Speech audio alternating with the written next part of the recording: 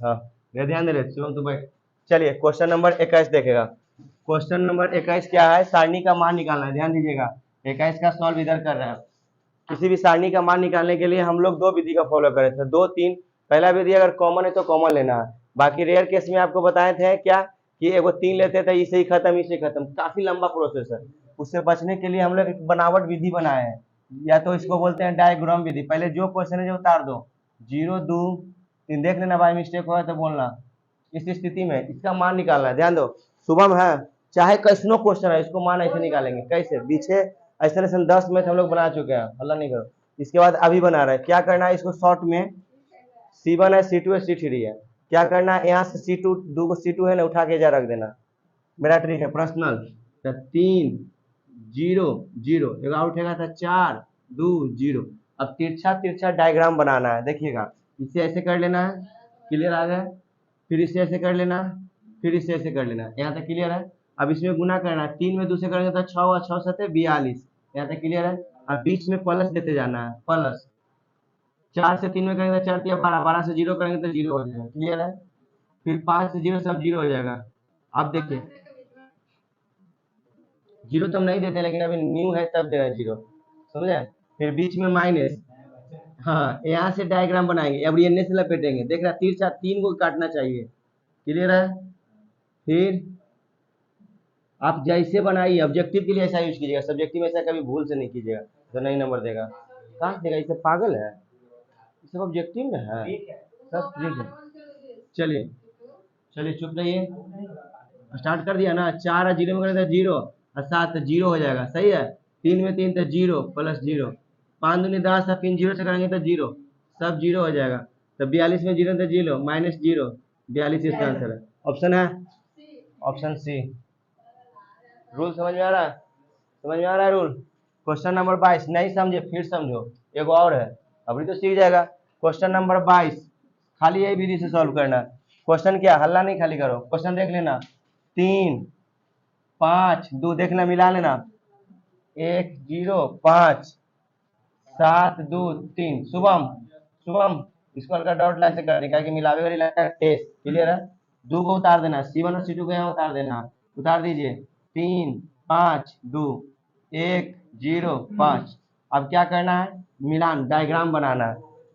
2 के छोड़ के देखो, ये 2 है ना, ये दोनों मैंने 3 मिलेगा, अच्छा एक मिलाएंगे तो 3 नहीं मिलेगा, तो हम तिरछा होना चाहिए, क्लियर है।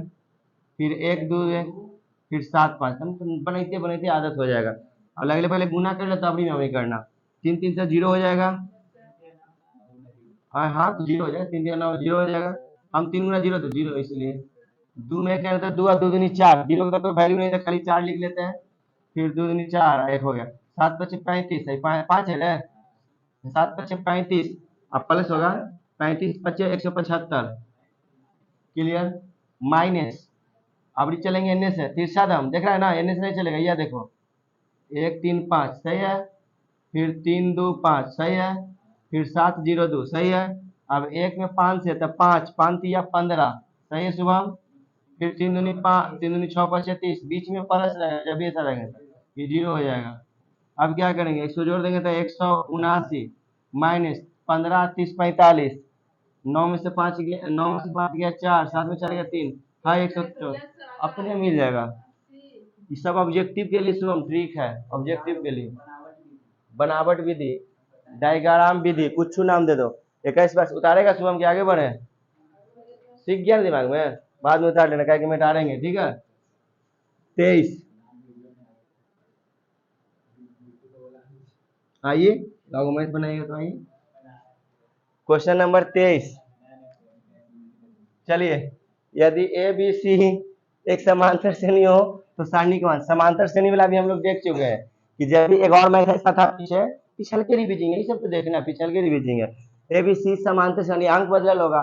जब भी समांतर श्रेणी का है तो हम लोग को दिमाग में जाना चाहिए, देखो ये हम बना रहे हैं ऑब्जेक्टिव, ऑब्जेक्टिव है तो हम तो जानेंगे कि आंसर 0 आ जाएगा। एक चीज और याद रखना, अब जब ऑब्जेक्टिव में आ जाए समांतर श्रेणी की बात करेगा ना, उसका आंसर 0 हो जाएगा। लेकिन हमको कॉन्सेप्ट देखना है ना, कॉन्सेप्ट के कारण ही हम बनाते हैं, ताकि 2 नंबर आए, ताकि 2 नंबर में आवे तो कैसे कर पाएगा। तेरे ध्यान रहे लड़का, तू कहाँ पर निकल है। हम क्या बोलेंगे, यदि समांतर श्रेणी हो तो 99.9 चांस है ना कि उसका आंसर क्या हो जाएगा, 0। पिछला मैच भी 0 हो गया था, याद होगा। लेकिन हम लोग कॉन्सेप्ट क्या बनाते हैं, मैच का मतलब होता है कॉन्सेप्ट, ताकि अगर दू में भी आ जाए, अच्छा तू सीखले तब ओकरा से बना रहा है, सीखले तब से बना, लेकिन दू में बनाएगा तो इतना पता है कि दू में उसे नहीं बनाएंगे, हम तो बोल भी दिए, चेता भी दिए, ऑब्जेक्टिव के लिए ऐसा हम कर सकते हैं, है ना। लेकिन क्या, हाँ तो उसका इसमें भी ऑब्जेक्टिव के लिए बता देते हैं कि अगर एपी रहेगा तो टाइम बचाने के लिए 0 मार देना, गलती नहीं होगा, 99.9 सही हो जाएगा। लेकिन हमको कॉन्सेप्ट के साथ आपको 0 ला के दिखाएंगे। चलिए कॉन्सेप्ट पे आते हैं। हम बोले थे कि जब भी एपी रहेगा कि माँ 23, जब भी एपी माने समांतर से नहीं रहेगा, तो उस स्थिति में फॉर्मूला होता है T2 माइनस T1 बराबर होता है T3 माइनस T2। याद है कुछ, डी जब निकालते थे तब डी दसवां वाला बात है, T2 माइनस T1 और T3 माइनस T2। तो उस स्थिति में ए बी सी तीन गो शिवम, ए बी सी, तो बी में से एक बार ए घटाएंगे, बी में से ए घटाएंगे, बी माइनस ए, एक बार घटाएंगे सी में से बी, सही है बुआ रे, सी माइनस बी, बी को ई पट्टी लिया हुआ, तो बी प्लस बी, और पट्टी चल जाएगा, तो सी प्लस ए बोलो, या तो सी प्लस ए बोलो, या तो ए प्लस सी बोलो, बात बराबर है। ये शर्त फॉलो होना चाहिए, कब, जब एपी कहेगा तब। ये 2 नंबर के लिए, 2 नंबर हम कॉन्सेप्ट बना रहा है। अब क्या करेंगे, यहाँ के बाद डायग्राम देखिए, यहाँ के बाद हम लोग सोचेंगे क्या, ऊपर है x प्लस 2 है और नीचे है c, हमको किसी हाल में c प्लस ए बनाना है। तो दिमाग कर रहा है कि R1 में R3 को जोड़ दो, c अपने आप बन जाएगा। और एकरा से मतलब है, देखो ना c है, हमको लाना है AC, तो R1 में R2 जोड़ो, तो इतना से कॉन्सेप्ट तुम खुद मिला लेगा। जब 2c है, ये है, हाँ R1 में R3, यहाँ बता रहे हैं, ये देख लो, R1 में ऑपरेशन करेंगे, R1 R3 के जोड़ेंगे, ऐसा क्यों आप कर रहे हैं, C के लिए, तो C बनेगा, तो C बनेगा तब ना बाद में B होगा, तो ई वाला B या ई वाला B मिल जाएगा, तो 2 को जब मिल जाता है तो 0। इसलिए कॉन्सेप्ट और कुछ नहीं है, कॉन्सेप्ट आना चाहिए। तो क्या करेंगे, R1 में ऑपरेशन कर देंगे, तो R1 प्लस R3। चलिए R1 में काम होगा, आप लोग इतना समझदार होंगे तो हम डायरेक्ट चलेंगे, इसको जोड़ रहे हैं, इसको जोड़ रहे हैं, तो x 2x हो जाएगा और 4 2 6 हो जाएगा, तो 2x प्लस 6, जगह की कमी या दिमाग है ये हम लोग के पास, तो x एक जोड़ देंगे तो 2x प्लस 8, 2x प्लस 8 सही है ना, देख लेना, 2x plus 2x plus 2a plus 2c, इन्हें वाला ऐसे उतार देंगे, नीचे कोई मतलब नहीं है, नीचे ऐसे उतार दो, x plus 3, x plus 4, x plus 2b, x plus 4, x plus 5, x plus 2c। अब क्या करेंगे, एक बार नहीं बोलो, शांति से बैठो, एक तो दिन में भुका था, एगो भुका रहा है, चुपचाप बैठते रहो, हम अपने जो करेंगे। 2 कॉमन हो अभी होगा, यहाँ पे कॉमन लेवल से हमारा क्या फायदा मिलेगा, 2x पर यहाँ 2c, सबसे कॉमन लेवल से कुछ ही हो जाएगा, बताओ तो, अभी कुछ होगा, पूरा में 2 कॉमन लेके कुछ ही कर लेंगे, तो ही बताओ। एक तो दिन में भुकाता है, फिर एगो भी भुकाता है, तब तो सेवा हम बढ़िया से दे देंगे, हमारा तो ना पड़ लगेगा। चलिए कुछ नहीं करेंगे, देखो यहाँ पे सबसे पहले ई लाओ, करने गया ई लावे के जुगाड़ में रहो, तब कोई काम होगा। तो इसको लाएंगे कैसे, एक अंदर अभी 2 कॉमन लेंगे, देखो ये बाहर कर रहे हैं, एक जगह पे ऐसे तोड़ के लिख सकते हैं, 2 कॉमन लेंगे तो अंदर बच जाएगा a प्लस सी, अब 2 एक जगह पे लिख देंगे 2b, कुछ समझे। अब क्या करेंगे, 2 कॉमन लेंगे तो यही 2 कॉमन गायब हो जाएगा, यही 2 कॉमन आ जाएगा, तो आ जाएगा x प्लस 2b, सब देखिए पड़ता है। चलिए कुछ डाउट है तो बोलिएगा।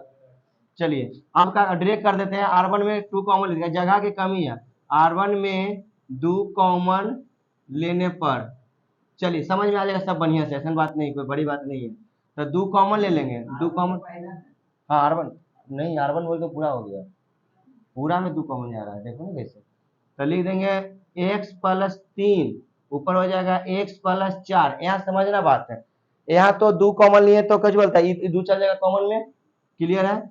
ई नहीं समझो, हमको यहाँ से ये कॉन्सेप्ट समझना है, 2 तो कॉमन में चल जाएगा, एगो 2 कॉमन में चल गया, बचा कौन, 2b खाली, प्लस में 2b, बुझाइए x बचने ना है, अच्छा x बच रहे, दोनों कॉमन में गया, 2 कॉमन में चल गया, ई नहीं है, ई पकड़ो, ई नहीं है, अब ई है, तो ई 2 कहाँ चल जाएगा कॉमन में, तब बच जाएगा कुछ प्लस, तोड़ के जाकर लिखे बोला,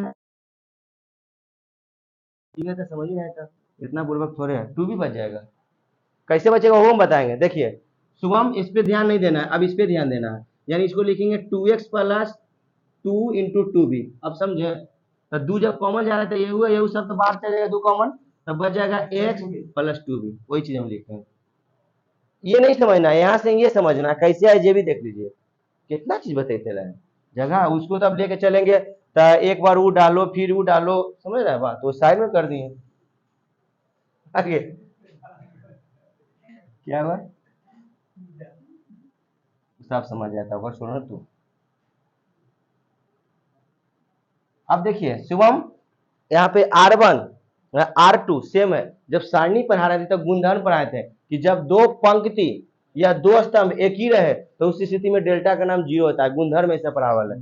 तो दो यहाँ लिख देंगे R1 बराबर है R2, तो डेल्टा बराबर 0 तोड़ा ला, अतः 2 गुना 0 बराबर 0। हम तो पहले ही आंसर बता दिए कि ये तो 0 होगा, लेकिन फिर भी हम कॉन्सेप्ट दिए कि 2 नंबर है तो ऐसे करना है कॉन्सेप्ट के लिए।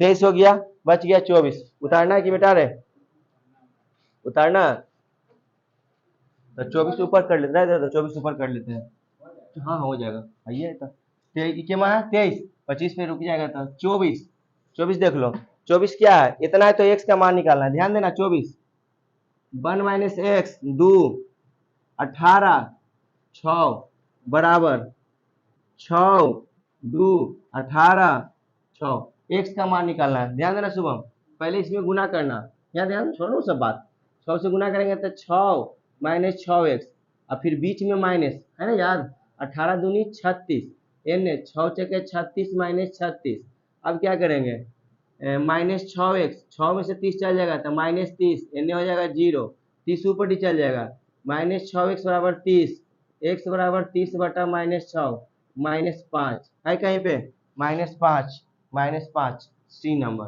ठीक है। आगे यदि ओमेगा बराबर, आपको हम बात बार बोल रहे थे कि ओमेगा नजर आएगा तो एगो कॉन्सेप्ट याद रखना, 25 के लिए जहां पे ओमेगा नजर आएगा, चूंकि 1 प्लस ओमेगा स्क्वायर बराबर होता है 0, इतना बात याद रखना, क्लियर है।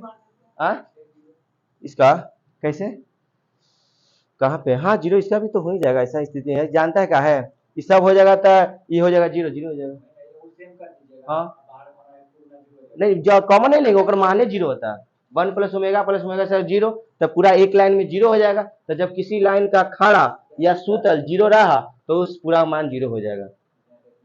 हाँ मान सकते हैं, बस ये चाहिए। हाँ एपी वाला बता दिए, सब डायरेक्ट कर लेंगे, ओमेगा वाला में डॉट होगा, ओमेगा अपना ध्यान देना, शुभम है कहाँ ये हो गया, अभी उतार दो, ध्यान देना। अब हमको ये अब किसी हाल में इस मैथ को ले जाना, जब ये सूत्र होता है तो इस मैथ को इसमें ढालना है, तो ढालने के लिए क्या करना पड़ेगा, ये C1 है, ये C2 है, C3, अगर सबको हम जोड़ देंगे तो बन जाएगा 1 प्लस ओमेगा स्क्वायर, तो पूरा जोड़ देंगे तो ई लाइन में C1 में हो जाएगा ऐसा का, और जब ऐसा का हो जाएगा तो ऐसा का मान होता है 0, तो खड़ा में 0 0, चाहे सूतल में 0 0 पकड़ा जाए तो उस स्थिति में सारणी का मान 0, लेकिन आपको हम कर देंगे, आप चिंता नहीं लीजिए, इस सबको एक बार कह ले ऐसा मैथ, इसलिए इस सबको ज्यादा समझ में आता है। तो यहाँ के बाद देखिएगा, यहाँ हम लिख देंगे C1 में ऑपरेशन करेंगे, तो C1 plus C2 plus C3, तो क्या करेंगे C1 में काम होगा तो कहीं ना कहीं सब जुटेगा, तो क्या होगा 1 प्लस ओमेगा स्क्वायर, नीचे भी वही 1 plus omega square, 1 plus omega square, N वाला सेम ऐसी हो जाएगा, ध्यान देना, ओमेगा स्क्वायर 1 ओमेगा, आपको पढ़ावल इसका मान कहीं ना कहीं 0 रखना करेंगे, तो इसके बाद देखिएगा 0 0 0, एन वाला ऐसे रह जाएगा, ओमेगा स्क्वायर 1 ओमेगा, आपको पढ़ावल गया है कि किसी भी सारणी में अगर खड़ा स्तंभ या सूतल पंक्ति में कोई तीनों के तीनों अवयव पूरा के पूरा अवयव 0 हो तो उसी स्थिति में डेल्टा का मान 0 होगा, तथा यहाँ पे क्या डेल्टा का मान डेल्टा बराबर 0, कहाँ है ऑप्शन नंबर ए, ज्यादा इस पे कोई सर्च नहीं करना, बताइए जल्दी।